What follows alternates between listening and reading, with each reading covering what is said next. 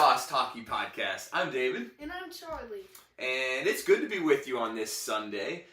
A sad Sunday morning after another Nashville Predators loss. But we are just happy for a beautiful day in East Tennessee. It's a little warmer today and happy to be watching some good hockey still. And we got the Four Nations event coming up. And play hockey.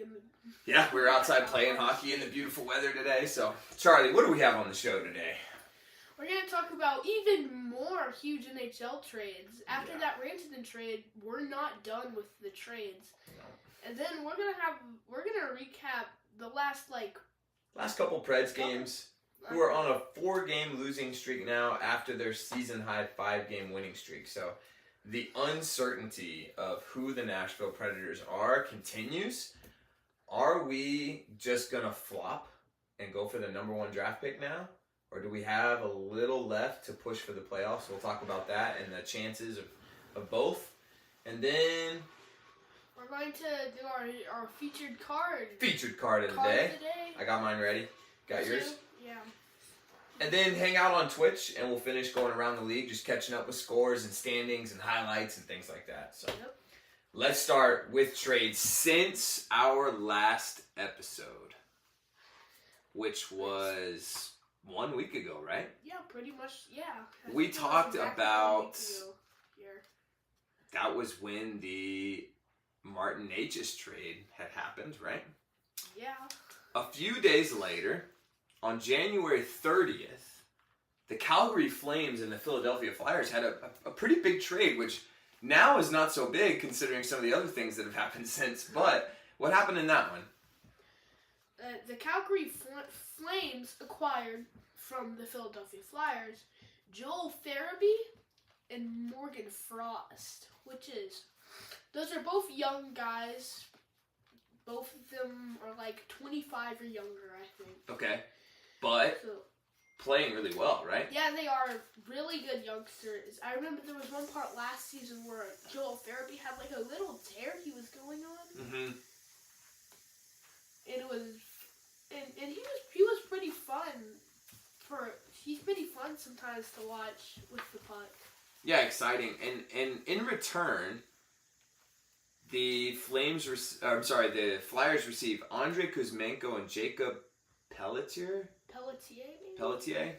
as well as a 2025 second-round pick, 2028 seventh-round pick. Who wins this trade, in your opinion?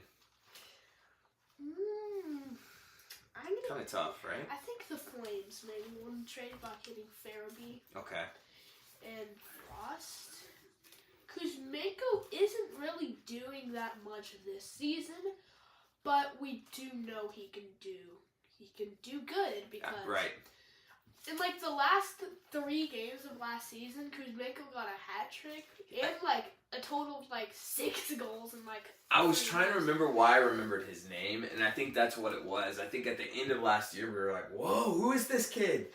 So pretty neat. I think this is more of the Flames beefing up for the playoffs, less, and Flyers just kind of preparing for the future. Agreed? I know, Farabee and Frost are young, but they feel more established than those other players. And if you look at the contracts, the Flames ended up $800,000 paying more of a cap hit than the Flyers gain a little room in their cap space. So then let's see. The next night. Huge. This was Friday? No. Saturday. We had some big news. The New York Rangers acquired JT Miller, as well as a few others, from the Vancouver Canucks. JT Miller, we've talked about on this podcast before. There have been rumors all season that him and Elias Pettersson on the Canucks don't get along. The Canucks were trying to find a trade. They finally got one. Do you think the Canucks got enough in this trade?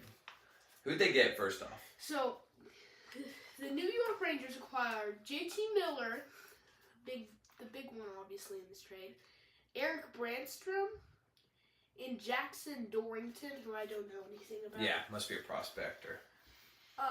In exchange for Philip Chytil? Chittle? Yeah, I'm not sure. Victor Mancini. Or Mancini, yeah. Mancini. And a conditional 2025 first round pick. Is that enough for JT Miller? Or do you think they just settled because they weren't getting enough good offers? Yeah, I honestly think they wanted to get rid of him. And, I mean, they've had like two previous failed trades with the Rangers for JT Miller. And they finally got one. They finally got one to stick, one that they were content with. I think they were just... They didn't... They just tried and they couldn't get a trade, so they just settled on this offer. Yeah. So. And, I mean, JT Miller already, the game the other day, yesterday, 2 goals for the Rangers. Seems to be playing well. Is this the boost the Rangers need? I mean, they seem to be picking back up. We'll talk about that later when we go around the league, but maybe they are now back in the mix. Remember, we are only 1 season removed from the New York Rangers winning the President's Trophy and going on a decent run in the playoffs as well, right? They made it to the Eastern Conference Finals. Eastern Conference Finals. They swept the Capitals. Yeah. And then beat the Hurricanes in a 4-2 series. Then I think lost to the Panthers in a 4-2 series. Wow. So, I mean, if they can put it together, they have Shesterkin, arguably best goalie in the league. They've got Panarin, one of the best scorers. Best winker in the league. Yeah. I mean, it could be good. JT Miller could be the piece they needed. But they weren't done. That same night, they went ahead and acquired Marcus Pettersson from the Pittsburgh Penguins, who the Nashville Predators played last night. Which I thought, like, man, Pettersson, yeah, the rematch in the 2017 Stanley Cup Finals. I was thinking, all right, Marcus Pettersson's one of the Penguins' better defenders. Penguins are ranked 31st in the league in defense. Here we go. Nashville's going to score some goals. What happened last night? We got shut out. We got shut out 3-0. I mean, you never know what to expect with the Nashville Predators. It's terrible. It's sometimes good, sometimes bad, but it's, yeah. So, Canucks get a defenseman, Andrew O'Connor from the Penguins, trade over Heinen, Descharnais, Fernstrom, and a conditional 2025 first-round pick, which was the pick, I believe, that they got from the Rangers, right? Yeah, I think it's the same. Yeah, they just went ahead and turned that around.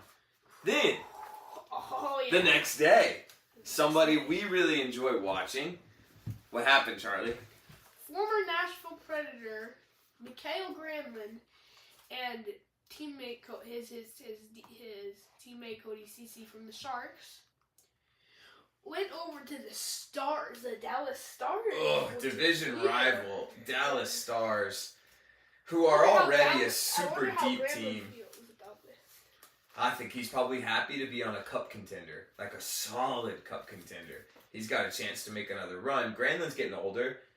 Doesn't know how many seasons he has left. This is another chance to win the Stanley Cup. I think he's probably happy. Duchesne, Granlund, reunite Duchesne and Granlund. Stars have been struggling with some injuries. I think Heiskanen is out. Tyler Seguin is out. Maybe more, so this fills those holes, gives them some depth. I think this is a really good move for the Stars. For the Sharks, they get in return the Dallas Stars 2025 first-round pick and a conditional 4th-round pick.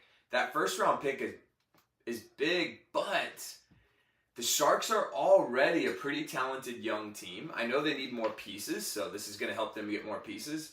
But Granlund was looking like a really good veteran piece to help Will Smith and Macklin Celebrini evolve into the players that they want those guys to be. So I know some Sharks fans that really wanted to see it work out with Granlund sticking around, so it'll be sad, but I think this is a big move for the Stars. Granlund's been playing out of his mind, so we'll see if he can make it work in that system. And you were telling me there was, like, insider information about Granlund maybe wanting to, like, in the off-season sign with, like, who is it, the Canadians or something? Yeah, was that for Granlund? No.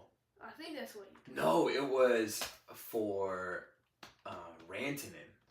Really? Supposedly, Mikko Rantanen someone that has insider information has said that he is signing with a Canadian team this offseason. So tough news for Carolina if that's the case. But, obviously with them and playing well for them on this cup stretch. So we'll see.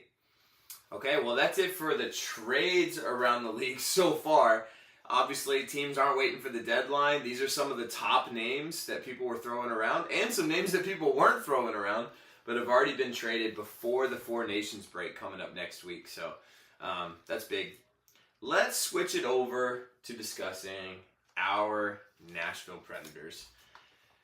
We are now on a 4-game losing streak. I think the biggest thing that jumps out to me, and we'll see what you think, from these recent games is how much difficulty we're having scoring, especially on the power play. After a 5-game winning streak where we were lighting it up, we had 7-goal games and stuff like that. Like, what? I just don't understand happens with this team that they can go from being horrible in scoring to doing really well, and now we're back to horrible. We can't score on one of the worst defensive teams in the league. It's mind-boggling. What are your thoughts? Yeah, I don't know what's happening with the first power play unit here, as our second power play unit just seems to be doing just fine. yeah, that's true. Every time the power play comes out, the top unit can't get set up in the zone, and we're talking about Stamkos, Forsberg, O'Reilly, Marchessault, and Yossi. I mean, you think of those 5 guys, and you go, they can't get a power play going. Then we send out the second unit with Novak, Nyquist, Svechkov, Shea, and LaRue. I'm pretty sure. And they're getting chances. They were getting goals too. Evangelista replaced Svechkov there, I think. Oh, that's right. Once Evangelista came back from injury, which was really good to see. We missed Evangelista. But we also like Svechkov. So. But since our last podcast, which I guess was after the Ducks 5-2 loss. Yeah. We lost to the Canucks Wednesday night 3-1, to the Sabres Friday night 4-3, and then to the Penguins last night 3-0. I mean, just a rough few games for our Nashville Predators. And it brings us to this.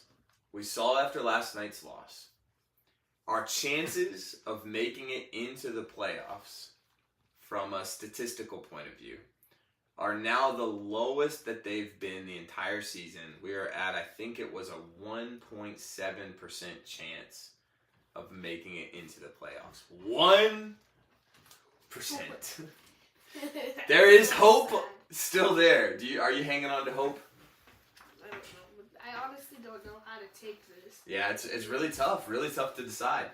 Then, at the same time, though, our chances of landing the number 1 overall draft pick, which has never happened in franchise history, the highest we've ever picked was number 2. David Legwand. Yeah, good job. So, that chance has bumped up to 7%. Yeah. So we have a higher chance, as it stands right now, of landing the number 1 overall pick in next year's draft, or this year's draft, I should say, than we do of making the playoffs. Which one do you think it's going to be? Or neither? I mean, we get a good draft pick, okay. But I don't want to see us performance bad on purpose. No. For sure. I don't think the Predators ever will. I don't think we're that kind of team. Where the owners, general manager, coaching staff wants to see us not do well. Now, I do think that if our chances are gone, they don't think we're going to make a playoff push, that it is possible they start getting rid of some of our veteran players to make room for young guys to have a chance to play. And when that happens, sometimes naturally your team does worse because you don't have the star players anymore. So if we look at that, if we pull up the Nashville Predators currently, which players could we see them looking at getting rid of?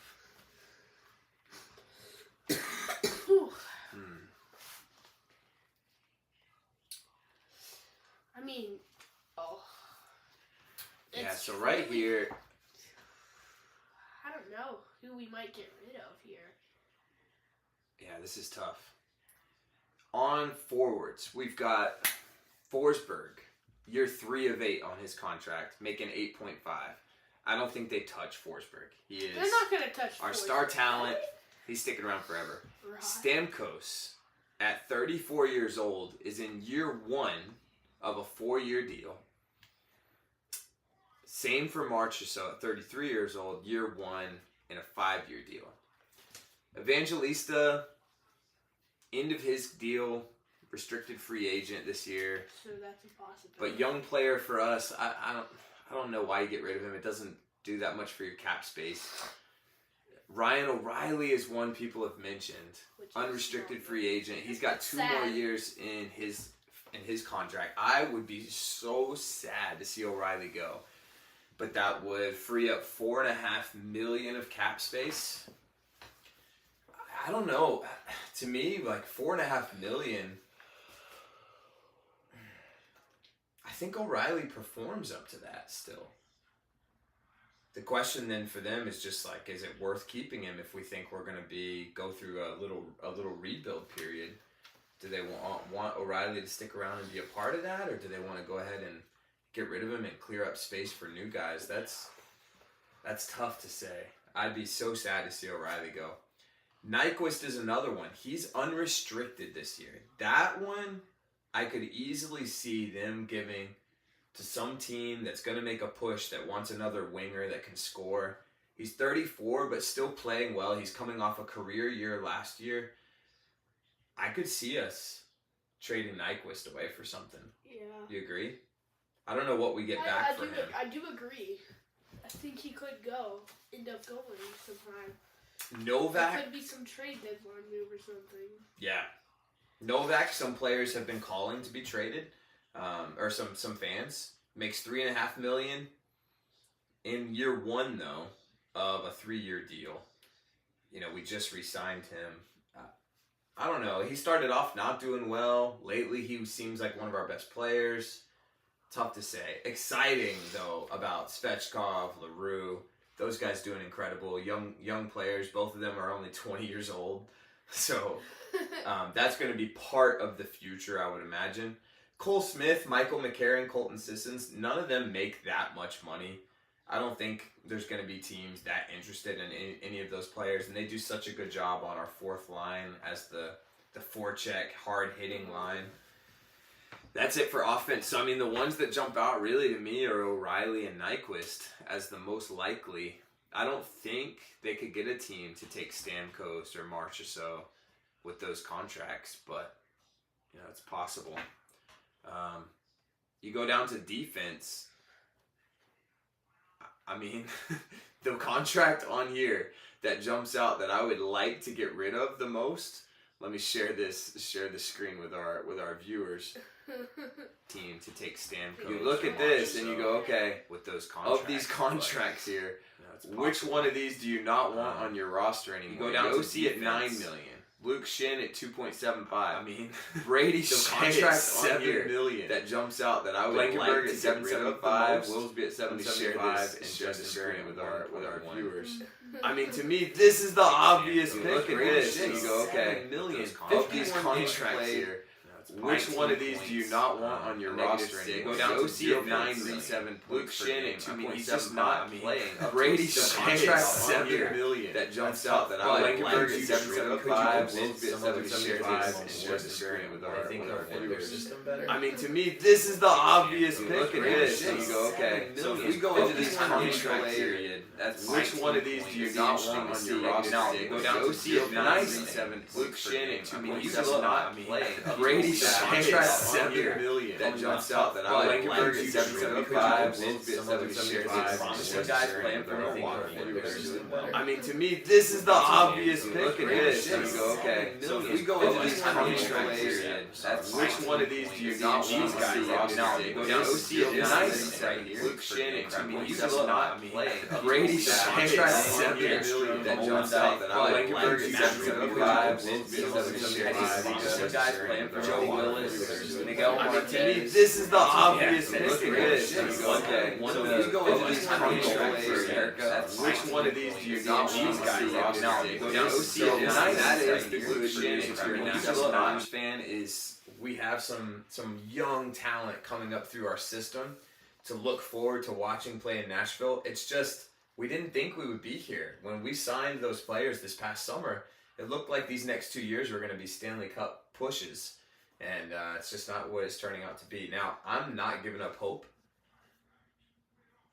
I'd still like to see us all of a sudden go on a crazy streak and make the playoffs this year, or don't tear it all down and we figure out if we can at least just show Barry Trotz that this team can play well and find some consistency to finish the year so he doesn't tear the team apart, and we make a good push next year. I don't think these players are done. O'Reilly's not done. Forsberg, Yossi, Stamkos, Marchessault, they're not done. We've got time. There's 3 or 4 years on some of those contracts, and I think we can make those good 3 or 4 years of fun playoff pushes. We just got to figure out how to play consistently again. Any other notes you have from the last few games you want to talk about? Let's see, I mean, nothing too big, really. Yeah, but there were just a lot of disappointing losses.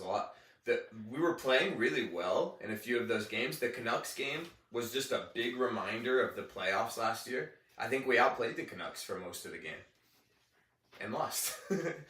At the end of the day, you got to score more goals than the other team. Yeah. I think Svechkov put it well. I have a note here. Yeah.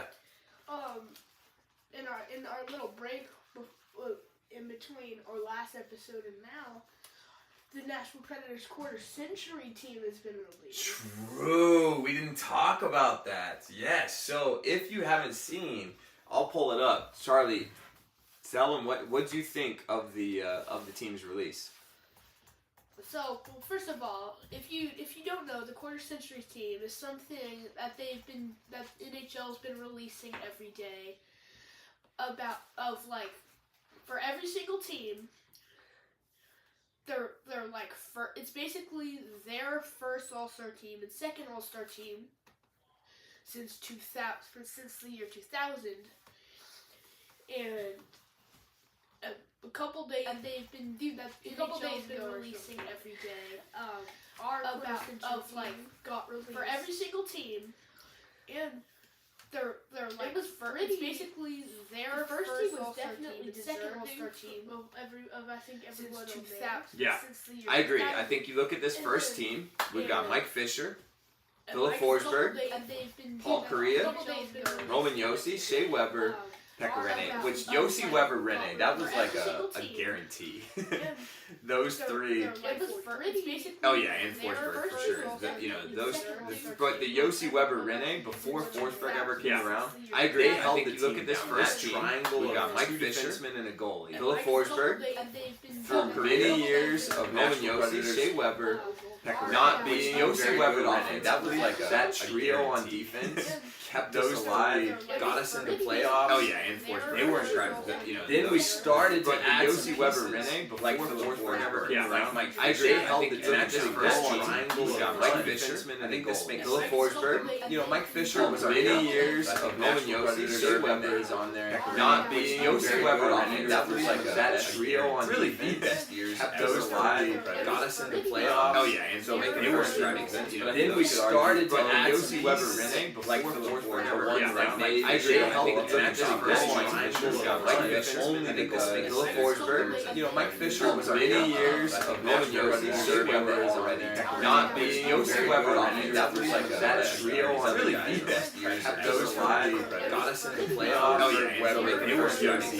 Then we started to add Yossi Weber Rinne before Forsberg. I agree. I think it's actually first triangle. Then we go to Forsberg. Mike Fisher was many years of knowing Yossi Weber as not being Yossi Weber. It's a great trio. Really deep. I think a lot of those guys got us in the playoffs. It was good. And then we started with Yossi Weber. He was like the first center one match. I helped actually then we go to Forsberg. Mike Fisher was many years of knowing Yossi Weber not being Yossi Weber. It's a great trio. Really deep. I think a lot of those guys got us in the playoffs. It was good. And then we started with Yossi Weber. He was like the first center one match. I helped actually then we go to Forsberg. Mike Fisher was many years of knowing Yossi Weber not being Yossi Weber. It's a great trio. Really deep. I think a lot of those guys got us in the playoffs. It was good. And then we started with Yossi Weber. He was like the first center one match. I helped actually then we go to Forsberg. Mike Fisher was many years of knowing Yossi Weber not being Yossi Weber. It's a great trio. Really deep. I think a lot of those guys got us in the playoffs. It was good. And then we started with Yossi Weber. He was like the first center one match. I helped actually then we go to Forsberg. Mike Fisher was many years of knowing Yossi Weber not being Yossi Weber. It's a great trio. Really deep. I think a lot of those guys got us in the playoffs. It was good. And then we started with Yossi Weber. He was like the first center one match. I helped actually then we go to Forsberg. Mike Fisher was many years of knowing Yossi Weber not being Yossi Weber. Really deep. I think a lot of those guys got us in the playoffs. It was good. And then we started with Yossi Weber. He was like the first center one match. I helped actually then we go to Forsberg. Mike Fisher was many years of knowing Yossi Weber not being Yossi Weber. In our easy star. It was good. And then we started with Yossi Weber. He was like the first center one match. I helped actually then we go to Forsberg. Mike Fisher was many years of knowing Yossi Weber not being Yossi Weber. In our easy star. It was good. And then we started with Yossi Weber. He was like the first center one match. I helped actually then we go to Forsberg. Mike Fisher was many years of knowing Yossi Weber not being Yossi Weber. In our easy star. It was good. And then we started with Yossi Weber. He was like the first center one match. I helped actually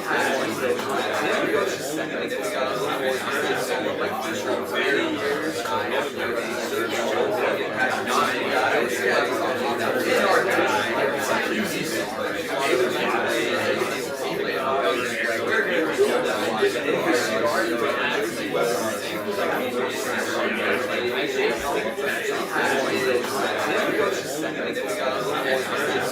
Mike Fisher was many years of knowing Yossi not being Yossi Weber.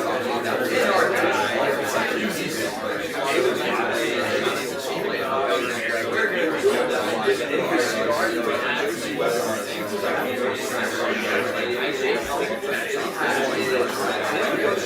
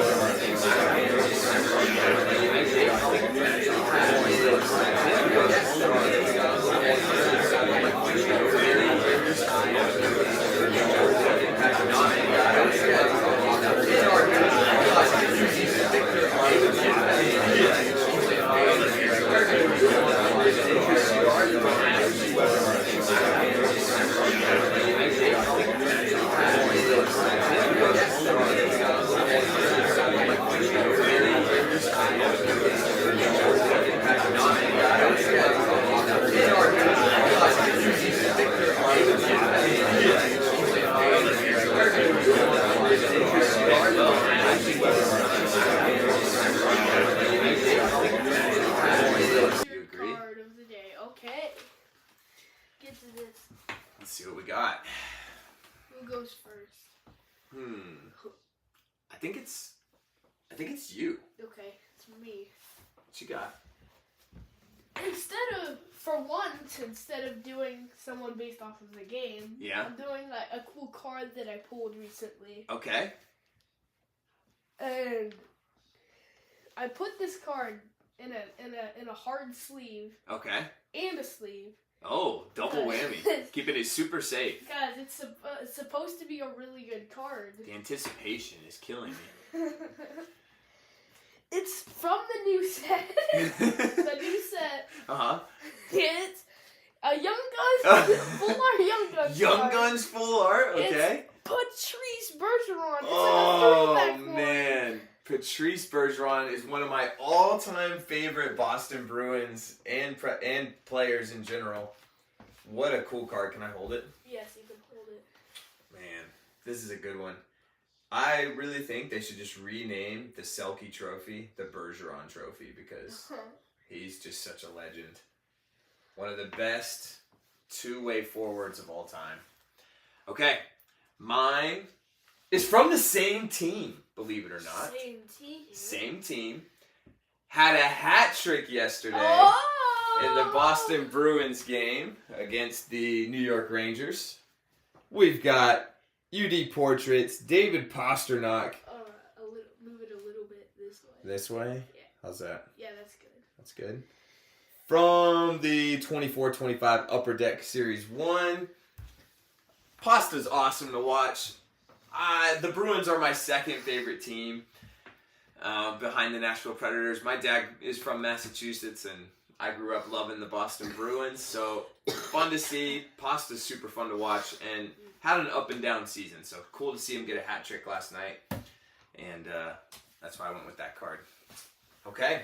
Well, thanks for joining us on YouTube for our episode today. We are going to kick it over to our Twitch stream only. If you are watching on Twitch right now, you'll have to refresh the stream here in just a minute. And we're going to go check on scores, standings, stats, maybe watch some highlights from around the league. So jump over to the Twitch stream. If we don't see you there, if you got to go, thanks for joining in. Our next episode, let's see, what do we have? Coming up, we've got a game on tomorrow night in Nashville against Ottawa. Maybe we can get an episode done on Tuesday morning. So check us out Tuesday morning, and we'll see if we can recap Monday night's Ottawa versus Nashville game. Hopefully, Preds can go on a 3-game win streak here to close out before the Four Nations tournament, Four Nations break. So have a great rest of your Sunday, and jump over to